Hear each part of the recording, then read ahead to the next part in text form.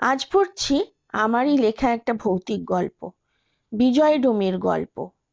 এ পাড়ায় বিজয়ের দইয়ের খুব চাহিদা।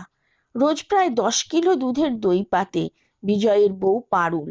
সকালে সেই দই নিয়ে সাইকেলে চেপে বেরিয়ে পড়ে বিজয়। শুধু এই পাড়া নয়, কাকিনাড়া থেকে কাঁচরাপাড়া পর্যন্ত বিজয় দইওয়ালাকে সকলে চেনে। এমন জমাট বাঁধা টক দই ও ছাড়া কেউ দিতে পারে না। বিজয়ের বাড়ি শ্মশানে। আমি নিজে গিয়ে দেখে এসেছি। যে জায়গাটায় শবদাহ হয় তার পাশেই ওদের ঘর। আসলে ওর বাবার ডোম ছিল, বংশ পরম্পরায় এটাই ওদের পেশা। বিজয়ের দাদা এখন ডোমের কাজ করে, আর বিজয় দই বিক্রি করে। এ ঘটনা আমার বিজয়ের মুখে শোনা। ওকে একদিন জিজ্ঞেস করেছিলাম, হ্যাঁ রে বিজয়, শ্মশান ভূমিতে বাস করিস তোরা, কোনোদিন ভূত দেখেছিস? বিজয় বলেছিল, না কাকিমা, ভূত দেখিনি, তবে একটা অদ্ভুত ঘটনার কথা বলতে ইচ্ছে করছে তোমায়। তুমি তো ফেসবুকে লেখো, এটা নিয়ে লিখতে পারো।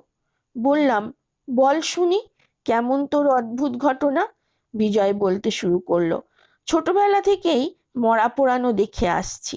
আমি নিজেও পুড়িয়েছি মরা। রোজ আমার ঘরের পাশেই সকাল দুপুর রাতে কেউ না কেউ পুড়ছে। কখনো কিছু দেখিনি বা অনুভবও করিনি। সেদিন রাতে খেতে বসেছি, তখন 9:30 হবে। টের পেলাম একটা বডি এলো। খাওয়া সেরে শুতে যাচ্ছি, হঠাৎ দরজায় কড়াটা নড়ে উঠলো। দরজা খুলে দেখি মৃদুল কাকা, আমার অনেক দিনের কাস্টমার ওনারা। আমাকে দেখেই বললেন, একটু জল খাওয়াবি বিজয়? আমার বউ গ্লাসে করে জল এনে দিল। উনি চুমুক দিয়ে জলটা খেয়ে গ্লাসটা আমাকে ফেরত দিলেন। তারপর কোনো কথা না বলে চলেও গেলেন। খুব যেন তাড়া রয়েছে এমন একটা ভাব ছিল মানুষটার মধ্যে। দরজা বন্ধ করতে গিয়ে দেখি গ্লাসের জল যেমন ছিল তেমনই আছে। তুমি বিশ্বাস করো কাকিমা, আমার গায়ে কাঁটা দিয়ে উঠলো। বউকে কিছু বললাম না, শুনলে ভয় পাবে। শুয়ে পড়লাম। পরদিন মৃদুল কাকার বাড়িতে দই দিতে গেছি।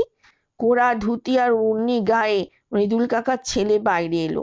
চমকে উঠলাম, এ কি, কবে হলো এইসব? মৃদুল কাকার ছেলে বলল, কাল সন্ধ্যা নাগাদ বাবা চলে গেলেন। বুঝতেই পারিনি কোথা থেকে কি হয়ে গেল। শেষ সময়ে জলটুকুও দিতে পারিনি।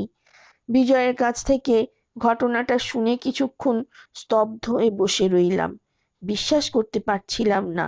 এমনও হয় তাহলে?